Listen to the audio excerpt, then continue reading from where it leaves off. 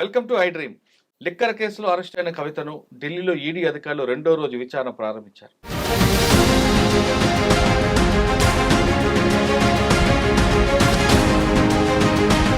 మొదటి రోజు విచారణలో ఆమె చాలా తక్కువ సమయం మాట్లాడినట్టుగా తెలుస్తుంది. కేవలం గంట సేపు మాత్రమే కవితతో మాట్లాడి ఈడీ అధికారులు సరైన సమాధానం రాబట్టలేదనే విషయం చాలా స్పష్టంగా తెలుస్తుంది. సాయంత్రం హరీష్ రావు, కేటీఆర్ వీళ్ళందరూ వెళ్ళి ఆమెతో కలిసిన తర్వాత కూడా ఆమెకు పూర్తిగా రెస్ట్ తీసుకున్నారు. ఈ రోజు ఉదయం మరొకసారి విచారణ ప్రారంభమైంది. విచారణలో ఆమె పూర్తిగా సహకరించలేని విషయాన్ని మనకి లోపల ఉన్న వాళ్ళు కొంతమంది చెప్తున్నారు.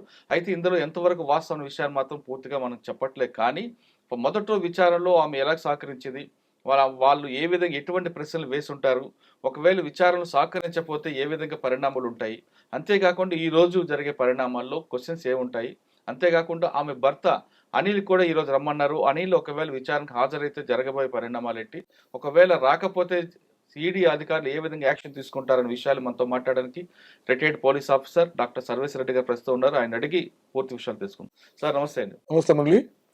సార్, కవిత కేసు మనం ఫాలో అవుతున్నాం ఫస్ట్ నుంచి. నిన్న ఆమెకు మొదటి విచారణ స్టార్ట్ అయింది. ఉదయం నుంచి కూడా ఆమెతో మాట్లాడుతున్న అధికారులు కేవలం ఒక గంట సేపు మాత్రమే మాట్లాడారు అనేది మనకు సమాచారం లోపలిది. అయితే ఆ గంట సేపులో కూడా కొన్ని ప్రశ్నలే వేశారు, ఎక్కువ వేయలేదు. ఉదయం నుంచి కూడా ఆమె ఖాళీగా కూర్చోపెట్టారు. ఒకటి, ఆ గంటలో కూడా వేసిన ప్రశ్నలకి ఆమె కేవలం I don't know, I forget, please give some time అంటే పొడి సమాధానం చెప్పడం వల్ల జరిగే పరిణామాలు అలా ఉంటాయి మనకి. అంటే ఇంటర్నల్ సోర్స్లో వచ్చే దీంట్లో గతంలో కవితకి ఆల్రెడీ విచారించారు. అక్కడ ఉన్న ఇన్పుట్స్, ఈ కేసుకు సంబంధించిన వ్యక్తులతో డిస్కస్ చేసిన ఇన్పుట్స్ ని రెండు కొలాబరేట్ చేయడానికి చూస్తుంటే దానికి సరైన రెస్పాన్స్ అవ్వట్లని తెలుస్తుంది. ఉదయం నుంచి విచారణ వస్తుంటే కేవలం గంట మాత్రమే చేయడం వెనక ఉద్దేశం అనుకోవచ్చు. అంటే ఇది పార్ట్ ఆఫ్ ది ఇంట్రాగేషన్ లో వస్తూనే సపరేట్ కూర్చొని టకటక్ క్వశ్చన్ లేరు, సఫిషియెంట్ టైం ఇస్తారు. ఒక రకమైనటువంటి మైండ్ గేమ్ అది. కూర్చొని పెడతారు, ఫెడ్ అప్ అయ్యి విసుకొచ్చిన తర్వాత కంటిన్యూ చెప్తారనే కాన్సెప్ట్ కిందనే ఇన్వెస్టిగేషన్ టాక్టిక్స్ అది, అంత తప్ప వేరేం లేదు. అది అంటే ఉదయం నుంచి కూర్చోబెట్టడం వల్ల విసుగు వస్తుంది, కరెక్టే. ఆ విసుగులో వాస్తవాలు బయటకు వస్తాయి అంతే. ఫెడప్ అవుతారు, ఆటోమేటిక్గా చెప్పేసి అయిపోతారు కాన్సెప్ట్ ఉంటారు. అటువంటి టాక్టిక్స్, అది పార్ట్ ఆఫ్ ద టాక్టిక్స్ అని నేను అనుకుంటున్నాను. కరెక్టే. కానీ అటువంటి ఎంఓ అందరి దగ్గర యూజ్ అవుతుంది కదా. కొంతమంది హ్యాబిచువల్ అఫెండర్స్ ఉంటారు, వాళ్ళు ఆల్రెడీ మైండ్తో ఫిక్స్ అయి ఉంటారు ఎంతసేపు అని కూర్చుందాం. మరి అప్పుడు ఇంటరాగేషన్ ఏ స్టైల్లో ఉంటుంది? దాని టెక్నిక్స్ వేరే ఉంటాయి. హ్యాబిచువల్ అఫెండర్, స్ట్రాంగ్ క్రిమినల్స్ చెప్పరు, ఎంత చెప్పరు. ఆయన వీక్ పాయింట్స్ చూసి వీక్ పాయింట్ మీద దెబ్బ కొడతాం. వీక్ పాయింట్స్ ఎవరు పిల్లలు అంటే ప్రేమ ఉంటుంది, లేకుంటే ఒకరు మందు తాగాలని ఉంటుంది, ఒక రకరకాలు ఉంటాయి. ఆ రకరకాలుగా ఇన్ఫర్మేషన్ ఎక్స్ట్రాక్ట్ చేయడమే ఐఓకి ఉంటుంది తప్ప వేరే ఇంటెన్షన్ ఏమి ఉండదు. కోఆర్డినేట్ చేసుకోవాలి కదా. ఎర్లియర్ స్టేట్మెంట్స్ ఉంటాయి, ఆ స్టేట్మెంట్స్ బట్టి ఇప్పుడు ఈమె చెప్పింది ఏంది, వాళ్ళు చెప్పేది ఏంది, కాంట్రడిక్షన్స్ వెరిఫై చేసుకొని మళ్ళీ కొత్త దానికి క్వశ్చన్ తయారు చేస్తాం, అంతే. అంటే ఆమె మనకున్న ఇంటర్నల్ సోర్స్ ప్రకారం ఆమె ఒక క్వశ్చన్కి ఒక ఆన్సర్, ఇదే కేసులో వేరే వాళ్ళకి ఇచ్చిన ఆన్సర్ రెండు మ్యాచ్ అవ్వకపోవడం వల్ల తిరిగి అదే రిపీట్గా అవుతుంది, దాంతో ఆమె విసుక్కుంటుందనే ఒక సమాచారం వస్తుంది. అలా జరిగే అవకాశం ఉంటుందంటారా? ఎర్లియర్ ఏ స్టేట్మెంట్ ఇస్తే దానికి స్టిక్ అయి ఉండాలి. మళ్ళీ ఇప్పుడు కొత్త చెప్పిననుకో కాంట్రడిక్షన్స్ వస్తాయి, మళ్ళీ కొత్త చెప్పిన కొత్త రకం అవుతుంది. ఒక అబద్ధానికి 10 అబద్ధాలు అనాల్సి వస్తుంది. అందుకొరకు ఉన్నది ఫ్యాక్ట్ ఒకసారి చెప్పేస్తే తెలుసు, లేకుండా లేదు. వాట్ ఎవర్ ఇట్ ఇస్ చెప్పేస్తే అది ప్రిజన్ మోడ్ కాదు. వాళ్ళు కూడా ఇన్వెస్టిగేషన్ టీం కూడా ఫేర్ క్వశ్చన్లు వేస్తారు. వాళ్ళు ఎప్పుడు ఈ మీద వచ్చినటువంటి అప్రూవర్స్ స్టేట్మెంట్స్ దాన్ని దృష్టిలో పెట్టుకొని మనం క్వశ్చన్ చేస్తుంటారు. దానికి వీరు తెలిసిన చెప్పాలి, లేకుండా లేదని చెప్పాలి, కాకుండా కాదని చెప్పాలి, అంతే. కంప్లీట్ డినైల్ ఉంటే మాత్రం ఆ అప్రూవల్ స్టేట్మెంట్కే స్టిక్ అని అవుతారు. అట్లా. ఓకే, ఇప్పుడు ఇన్వెస్టిగేషన్లో ఉదయం 8 గంటల నుంచి నాకు పెట్టారు, కానీ కేవలం గంట మాత్రమే మాట్లాడారు, టైం అంతా వేస్ట్ చేస్తున్నారు అని ఆమె కోర్టుకి కానీ చెప్పింది అనుకోండి, కోర్టు ఏ విధంగా పరిగణ తీసుకుంది? ఏముండదు, అది ఇది part of the investigation. Court involve కూడా చెప్పదు, అది చెప్తారు వీళ్ళు, ఎట్లా చెప్పదు. ఇన్వెస్టిగేషన్లో పార్ట్ అది. అడిగిన క్వశ్చన్ అయితే వేయకుండా ఉట్టి కూర్చోబెట్టలేదా, is admit the fact. 1 hour question అడిగినాడు, క్వశ్చన్ ప్రిపేర్ చేసుకోవాలి, దాని కాంట్రడిక్షన్స్ వెరిఫై చేసుకోవాలి, రకరకాల పని ఉంటుంది అది. అందుకొరకు కోర్టుకి ఇంటిమేట్ చేసినా కూడా కోర్టు ఏమనదు. కరెక్టే కానీ సార్, ఆమె కాకుండా ఆ ప్లేస్లో వేరే వాళ్ళు ఉన్నా సార్ మొత్తం ప్రిపేర్ అయినా పిలవాలి, కానీ పిలవకుండా నన్ను కూర్చోబెట్టి టైం అంతా వేస్ట్ చేశారని డజంట్ హ్యావ్ ఎనీ రైట్. ఆ రకంగా మరి నెగిటివ్ ఫామ్ అవుతుంది. ఇన్వెస్టిగేషన్ కోఆపరేట్ చేస్తలేదా క్వశ్చన్ వస్తుంది. ఉమ్. కోఆపరేట్ చేయాలి కదా. ఈజ్ అక్యూజ్డ్, డెలిబరేట్లీ వీళ్ళ కన్ఫెషన్స్ రాస్తారు, దాన్ని చెప్పాలి అట్లా. సార్ ఇప్పుడు ఈ కేసులో ఈడీ సుప్రీంకోర్టుకు ఒక లెటర్ ఇచ్చారు, మీ 10 రోజుల్లో 15 డేస్ వరకు క్వశ్చన్ చేయమని.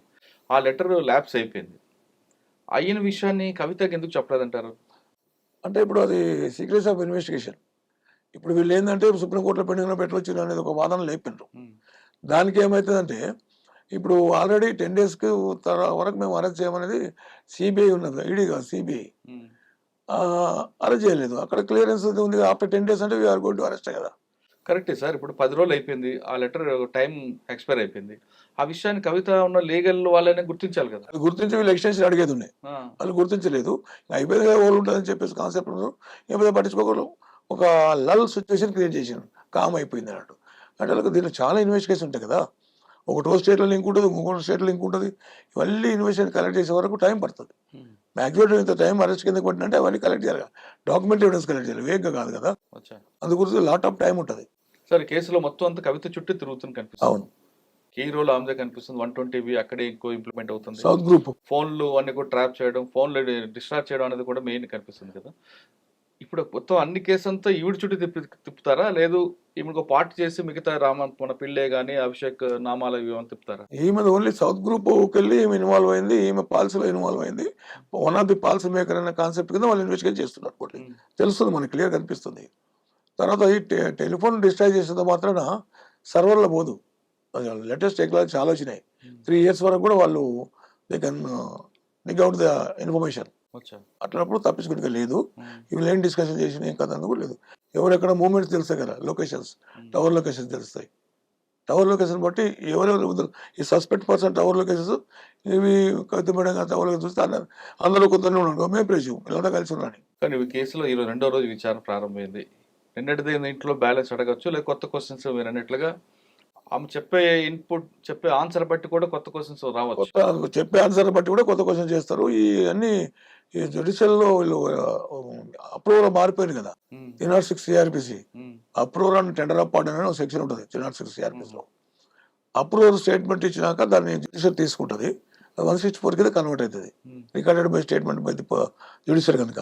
అచ్చా. అది అప్రూవల్ ఇచ్చినంత మాత్రం అప్రూవల్ ఇన్నోసెంట్ అనేది లేదు. ఉమ్. అది సహకరిస్తున్నాడు జ్యుడిషియల్ చెప్పిండు వాస్తవం అని.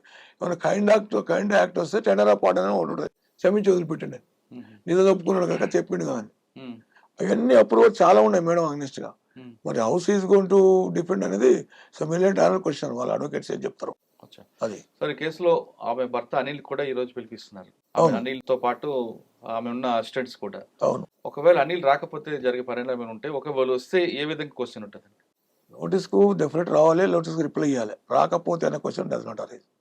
ఎందుకంటే ఇన్వెస్టిగేషన్ కదా, కోఆపరేట్ చేస్తున్నాడు. ఈయన కూడా కోయాక్స్ అని డైవర్ట్ ఉందో మరి ఏం తెలియదు, ఇన్వెస్టిగేషన్ ఏమైందో ఉమ్. ఈయన రోజులు కూడా ఉందేమో పడి దాంట్లో. అందుకొరకు వాళ్ళు పిలుస్తారు, లేకుంటే ఎందుకు పిలుస్తారు అవసరం లేదు. పిలిచినా అవన్నీ ఎగ్జామ్ చేస్తారు, ఎవరెవరు వచ్చారు, ఎప్పుడు వచ్చారు, ఎప్పుడు కానీ పిల్లలు ఎంతమంది, అవన్నీ సెంటిమెంట్ క్రియేట్ రెచ్చగొడతారు. దాని తర్వాత ఫ్యాక్ట్స్ ఏమంటే బయటకు తీస్తారు. నిజం చెప్పు, నువ్వు వదిలిపెడతావు అనే కాన్సెప్ట్ కింద ఉంటుంది. ఒకవేళ చెప్పలేదు, డినైల్ అని అనుకో, అదర్ ఎవిడెన్స్ వీళ్ళ పేరు వచ్చి ఉంటుంది, అప్రూవల్ ఎవిడెన్స్లో వీళ్ళ పేరు వచ్చి ఉంటుంది, అనిల్ పేరు కూడా వచ్చి ఉంటుంది నేను అనుకుంటున్నాను, ప్రెజ్యూమ్. ఉమ్. అట్లా వచ్చినప్పుడు మాత్రం ఈయన డినై చేసినట్టు ఈయన కూడా యాడ్ చేస్తారు అక్యూజ్ కింద. కానీ కొంతమంది మీలాంటి అధికారులు ఎమోషనల్ ఇంటరాక్షన్ చేస్తుంటారు. అంటే భార్య భర్తలు ఒకవేళ కేసులు ఎదుర్కొంటే ఒకరిని విడిచిపెట్టడానికి ఇంకొకరు కూడా ఎమోషనల్ చేస్తుంటారు. అటువంటి జరిగే అవకాశం ఉంటుంది. సేమ్ నాకు జరిగింది ఒక ఇంపార్టెంట్ మర్డర్ కేసులో. ఆ. ఓ 18 మర్డర్ రెస్పాన్సిబుల్. ఎక్కడ? ఇక్కడ మన ఇబ్రాహిం గ్యాంగ్ అని తీసుకొచ్చాను అప్పుడు రాజధాని ఉన్నప్పుడు. ఓకే. అతను ఎంత ఇంటరాక్ట్ చేసినా ఎన్ని క్వశ్చన్స్ చెప్పడు. బాగా మళ్ళీ డ్రింక్ అలవాట్లేదు, ఏ అలవాట్లేదు, హార్డ్కోర్. ఆలోచిస్తే ఇంక సెంటిమెంట్, బాబు సెంటిమెంట్ ఉంది, భార్య బాబు. వాళ్ళు పిలిచినాక చూసి బాబు అరే నేను నేరం వాళ్ళ మీద చేస్తున్నా అది అని మా సెంటిమెంట్ క్వశ్చన్స్ చేస్తే అవసరం నేను చేసిన చెప్పేసి ఎట్లా మొత్తం చెప్పాడు. అట్లా ఈ అనిల్ విషయంలో కూడా జరగవచ్చు. సెంటిమెంట్ నేను తీసేస్తాము, నీ పిల్లలు ఇవన్నీ కష్టమైతే కదా బాబు, ఆమె ఎప్పుడు వస్తుందో ఏం కదా మీకు తెలియదు, నీవు ఉంటేనన్నా ఫ్యామిలీ చూసుకోవచ్చు, భవిష్య పిల్లలు కదని చెప్పి సెంటిమెంట్ రెచ్చగొడతారు. ఉమ్. అప్పుడు అనిల్ ఏమైనా ఈల్డ్ అయితే స్టేట్మెంట్ రికార్డ్ చేస్తారు. లేదని ఇట్లే ఖచ్చితంగా నాకు తెలియదు, అది నేను రాను, అటెండ్ కాను అని మళ్ళీ అగైన్ ఈ అప్రూవ్ కోర్టు అన్నప్పుడు ఈ 164 మన అప్రూవల్ దాంట్లో చెప్పినట్లు నాకు అనుమానం వస్తుంది. అనిల్ పేరు కూడా వచ్చింది. అప్రూవల్ వచ్చింది. వచ్చినందుకే దాన్ని యాడ్ చేసి ఏం చెప్పకుండా తప్పించుకుంటే మాత్రం డెఫినెట్లీ అక్యూజ్ కింద ట్రీట్ చేస్తారు. Day after day one day is also పోక తప్పదు. సార్ అనిల్ వరకు ఓకే. పాపం అభం సొమ్ము తెలియని అసిస్టెంట్స్ కూడా ఇరుక్కుంటున్నారు కదండి. అసిస్టెంట్స్ ఎగ్జామ్ చేసి కొరాబరేట్ కింద తీసుకుంటారు. వచ్చిన రాలేదంటే వచ్చి పెద్ద పట్టించుకోరు. అసిస్టెంట్స్ అనేది వాళ్ళకి ఎవిడెన్స్ ఉన్నది. ఎక్కడ ఇంట్లో పని చేస్తుందే ఎవిడెన్స్. వచ్చిన పలాని పిల్లి వచ్చిన ఇంటికి, వాళ్ళ నాయర్ వచ్చిన ఇంటికి అంటే వాళ్ళ ఫోన్లు వాడినట్లుగా తెలుస్తుంది. వాటికి ఆటోమేటిక్గా వాళ్ళ విట్నెస్ సెట్ చేసి పర్ఫెక్ట్ 164 చేయిస్తారు. ఇప్పుడు ఏమొచ్చిందంటే ఈడీకి అందరూ ఎందుకు భయపడతారంటే ఒక టీంకి ఒకటే కేసు ఉంటుంది సంవత్సరాలు చాలా డీప్గా ఎగ్జామ్ చేస్తారు. ప్రతి మైన్యూట్గా కూడా వాళ్ళు ఎగ్జామ్ చేస్తారు. అది వాళ్ళకు ఉండే ఫెసిలిటీ. వేరే క్వశ్చన్ కమిట్ టు ల్యాండ్ ఆర్డర్కి వస్తే రోజు 10 కేసులు అవుతాయి. ఒకటి పోకముందు ఒకటి వస్తుంది, ఒకటి పోకపోతే కదా ఇన్వెస్టిగేషన్ చేయడం చేస్తారు. కానీ అంత ఈడీ లెవెల్లో సిబిఐ లెవెల్లో చేయడానికి సఫిషియెంట్ టైం ఉండదు లా అండ్ ఆర్డర్ వాళ్ళకు. అంతే చెప్పారు. అదే అంటే సాధారణంగా ఇంట్లో పని వాళ్ళ దగ్గర ఫోన్లతోనే కొంతమంది వివిఐపీలు మాట్లాడతారు. వాళ్ళ ఫోన్ పర్సనల్ ఫోన్లు మాట్లాడరు. మేడం అడిగింది ఒకసారి అడిగాడని చెప్పి అసిస్టెంట్ ఫోన్ ఇస్తాడు. ఆ ఫోన్లో ఆమె ఏం మాట్లాడుతున్న విషయం వాళ్ళకి తెలియదు. అవును, అది ఒక క్రైమ్ అయినప్పుడు ఆయన రెస్పాన్సిబిలిటీ అవుతాడు. అసిస్టెంట్ రెస్పాన్సిబుల్ కాడు. నేనే చెప్తున్నా కదా, సర్కమస్టెన్షియల్ విట్నెస్ కింద పెడతారు. నా ఫోన్ తీసుకొని మాట్లాడాడు, కథం. ఏం మాట్లాడారో నాకు తెలియదు. ఏం మాట్లాడో నాకు తెలియదు. నా ఫోన్ ఇచ్చిన యజమానితో పని చేస్తున్నా కనుక తప్పనిసరిగా నేను ఫోన్ ఇవ్వాల్సి వస్తుందా సార్? ఫోన్ ఇచ్చినా ఫోన్లోకి వెళ్ళి మాట్లాడి ఏం మాట్లాడకూడదు, ఆ పక్క రూమ్లో పోయి మాట్లాడని చెప్తారు. ఆటోమేటిక్గా సర్కమస్టెన్షియల్ విట్నెస్ కింద పెడతారు. అది సరిపోతుంది ఎవిడెన్స్గా. ఫోన్ తీసుకొని మాట్లాడాడు, ఆ ఫోన్ ఏం మాట్లాడేది వాళ్ళతో ఇన్ఫర్మేషన్ ఉంటుంది. లింకింగ్ ఇన్వెస్టిగేషన్ అంతా లింకింగ్, సర్కమస్టెన్షియల్ ఎవిడెన్స్ అంతా కూడా చైన్ లింక్ తెగితే పోతాయి. అందుకో చెలని కూడా బిగరపడతారు. లేకుంటే వీళ్ళు డిఫెన్స్ విట్నెస్ కింద ప్రొడ్యూస్ చేయొచ్చు. నేను ఫోన్ చేయలేదు, నాకు సంబంధం లేదు, ఎక్కడ ఉందో తెలియదు, అది ఎప్పుడో పోయిందని మళ్ళీ అని చెప్పడానికి ఛాన్స్ ఉంది డిఫెన్స్ విట్నెస్ కింద. అందుకో to avoid that defence witness కింద ఉండడానికి ఈ ఇంట్లో పనిచేసే పని మనుషులు కూడా ఎగ్జామ్ చేస్తారు. అట్లా వీళ్ళకి విట్నెస్ గా పెట్టుకుంటూ లింక్ చైన్ లింక్ ఉంటుంది investigation. Trip method, core method, wheel methods అని 3-4 మెథడ్స్ ఉంటాయి ఇన్వెస్టిగేషన్ టాక్టిక్స్ లో. దాని ప్రకారం వీళ్ళు trip method, core method, wheel method అన్ని యాంగిల్కి వెళ్ళి వచ్చి మధ్యలో వచ్చి ఫిక్స్అప్ చేస్తారు. అట్లా ఇది లెబోరస్ ఇన్వెస్టిగేషన్ ఉంటుంది. అందుగురించి ఇది డిఫెన్స్ విట్నెస్ ఫీచర్ వస్తుందేమో, ఇంట్లో పనిచేసే వాళ్ళు ఎందుకు ఎగ్జామ్ చేయలేదు, దాన్ని సీడీలో డిలీట్ చేయొచ్చు. సిడీస్ ఉంటాయి 172 సిఆర్పిసి ప్రకారం. ప్రతి డే టు డే రొటీన్ కొట్టడానికి సీడీ తప్పకుండా ఇన్వెస్టిగేషన్లో సీడీలో డిలీట్ చేస్తాం మేము. When I went to the house of the accused inmates, when he examined, they denied the fact. So, hence I did not record the statements. అని సీడీలో line రాస్తాం, కోర్టులో వాళ్ళు ప్రయోగం చెప్పి చెప్తాం. Already I mention in my CD ఎవరన్నా వాళ్ళు చెప్పినప్పుడు నేనేం చేస్తాను, డినే చేసిన చెప్తాం. అది డిఫెన్స్కి వస్తుంది మాకు. అట్లా డిఫెన్స్ అడ్వాన్స్ డిలీట్ చేసి రాయొచ్చు. అంటే డిఫెన్స్ కి ఏమాత్రం అవకాశం లేకుండా వాళ్ళు ఫిక్స్అప్ చేస్తారు. డిఫెన్స్ దృష్టిలో పెట్టుకొని ఇన్వెస్టిగేషన్ చేయాలి, లేకుంటే కేసులు అయితే డిఫెన్స్ ఏం ప్రశ్నలు వేస్తాడు, ఏం ఆడతాడు అనేది అదొక పార్ట్ ఆఫ్ ది ఇన్వెస్టిగేషన్ తెలుసుకోవడం, డిఫెన్స్ ఇన్వెస్టిగేషన్. అట్లా సరే, ఇవాళ రెండో రోజు అవుద్ది. 3, 4, 23 తారీఖు వరకు ఆమెకి కస్టడీ ఉంది. ఈ 7 రోజుల్లో అంత ఇన్పుట్స్ వస్తుంది సార్? అంత క్వశ్చన్లు ఉంటాయా లేదా స్టేట్మెంట్ మైండ్ గేమ్ అయినా? మైండ్ గేమ్ అంత కాదు. ఎందుకంటే చాలా మంది విట్నెస్ ఎగ్జామ్లు ఒకరినొకరిది 10-20 పేజీలు ఉంటాయి. అక్కడ అన్ని పాయింట్స్ అన్ని మెన్షన్ చేసుకుంటారు, దాన్ని ఒక క్వశ్చన్ అయితే తయారు చేస్తారు. ఒక క్వశ్చన్ ఏదో ఈమె రికార్డ్ చేసిన ఈ కాంట్రడిక్షన్స్ ఇక్కడ చూసుకోవాలి. చూసుకుంటే పలానా కొత్త పేరు వచ్చింది అనుకో, 1 రోజు ఏదైనా ఎగ్జామ్ చేయాల్సి వస్తుంది. ఇదంతా చాలా టైం పడుతుంది. అట్లా అంటే ఒకవేళ 7 రోజులు సరిపోతే సరిపోదు మళ్ళీ ఇస్తారు. సార్, ఈ కేసు అయిన తర్వాత 7 రోజులు సరిపోయింది అనుకోండి, కోర్టులో ప్రొడ్యూస్ చేస్తారు, కోర్టు రిమాండ్ ఇస్తుంది, జైలుకి పంపిస్తారు. ఆ జైల్లో ఉన్న టైంలోనే సిబిఐ వాళ్ళు కేసులో ఆల్రెడీ ఎక్కించారు కాబట్టి వాళ్ళు మళ్ళీ కస్టడీ పెట్టి చేసుకుంటారు, వాళ్ళ దాంట్లో డైరెక్ట్ గా అరెస్ట్ చూపించేస్తారు. లేదు, కస్టడీ పెట్టి చేసుకొని మళ్ళీ వాళ్ళు ఇంటరాగేట్ చేస్తారు, ఇవ్వ కన్ఫ్యూజన్ రాస్తారు. ఎవరో statement list another person statement is not admissible. 25 evidence అంటే చెప్తారు 25 చట్టం ఎవిడెన్స్ చట్టంలో. కానీ ఆల్రెడీ ఈడీ ఇన్ఫర్మేషన్ తీసుకుంది, కస్టడీ చేసుకుంది కదా, మనకి సిబిఐ అవసరం ఉంది. సిబిఐ క్రైమ్ పాయింట్ ఆఫ్ ఇది మనీ లాండరింగ్, డబ్బులు చేతులు మారినాయి, ఎట్లకెళ్ళి వచ్చింది, దాని సోర్స్ ఏంది, ఇన్కమ్ ట్యాక్స్ పేడా, వైటా, బ్లాకా, మొత్తం ఉంది సోర్స్ కింద ఇది ఎగ్జామ్ చేస్తాయి ఈడీ. అది వచ్చేసి క్రైమ్. దేశ భద్రతకు ముప్పు వాటిల్లే విధంగా ఆర్థికంగా దెబ్బ కొట్టడం, 174 కోట్లు వసూలు చేయలేకపోవడము, రకరకాలు ఉన్నాయి కదా. ఈ గ్రూప్ అనే కాన్స్పిరసీ అగైన్స్ స్టేట్ కంట్రీ కింద వస్తుంది, స్టేట్కి వస్తుంది. ఆ కాన్స్పిరసీలో భాగంగా వీళ్ళు ఎగ్జామ్ చేస్తారు. అదే 2 సపరేట్ ఇట్లా పోతుంటాయి. దీనిలో దాంట్లో తప్పించుకునే లేదు, దానికి సంబంధం లేదు. అది క్రైమ్, ఇది వచ్చి మనీ లాండరింగ్ అట్లా. సరే ఇవంతా ఫైనల్ గా చెప్పండి. ఇదంతా చూస్తుంటే కరుణానిధి కూతురు కనిమొళి కనిమొళిలో కేసు అవుతున్నట్టు. To the spectrum. ఉమ్, ఆమె 4 years ఉంది జైల్లో నాకు తెలిసి. అవును. Maybe correct, may not be correct. Till complete అయిన తర్వాతనే బయటకు వచ్చింది ఆమె, అందరూ రాలేదు. ఇది అక్విటల్ అయింది, క్లీన్ అక్విటల్ అయింది. అది అయిన తర్వాత బయటకు వచ్చాడు కరుణానిధి. కానీ మన ఈయన రాజా రాజా వాడు, కనిమల వాడు, మన తెలుగు కూడా హైదరాబాద్కి అది స్టాంపుల కేసులో పోయిన వాళ్ళు ఉన్నారు కదా, ఆ, అది కూడా ఎన్ని ఉన్నారు, కృష్ణ. పేర్లు ఎందుకు కలిసి ఉంటాయి. కానీ దాంట్లో కూడా 3-4 years దాకా రాలే. ఉమ్, అది శాంపుల్ కేసులో, అది సిబిఐ ఇన్వెస్టిగేషన్, ఉమ్, మళ్ళీ కాదు సిబిఐ ఇన్వెస్టిగేషన్.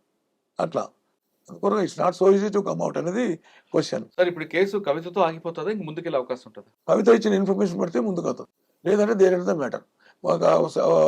అప్రూవర్ ఆ స్టేట్మెంట్ అని చూసుకొని కోఆర్డినేట్ కోయిన్సైడ్ అయింది అనుకో, అక్కడ ఆపేసి ఛార్జ్షీట్ ఫైల్ చేస్తారు.